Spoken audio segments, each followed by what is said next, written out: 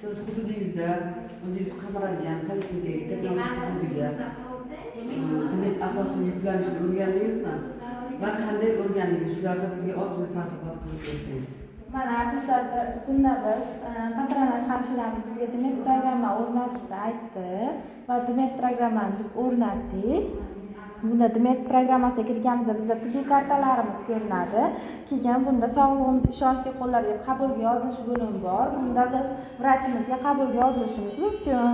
Qabulga yozilish joyini ezib, keyin o'zimizning vrachimizga kirib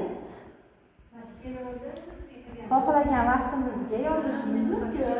Vrachimizni vaqtiga qarab, keyin borib onlayn navbatga yozdirib, navbatsiz kirishimiz mumkin. Vaqtlarni tejalgan holatda, vaqtlangan holatda oldindan vaqtingizni olib qo'yib, keyin UASH umumiy amaliyot shifokorlariga borib, bemalol vaqtingizni tejab, demak provaz orqali o'rin olishingiz, analizlar topshirishingiz, hamma muammolaringizni tibbiyot tomonidan hal qilishingiz mumkin. Keyin buni oila a'zolaringiz tomonidan targ'ibot qilishingiz mumkin.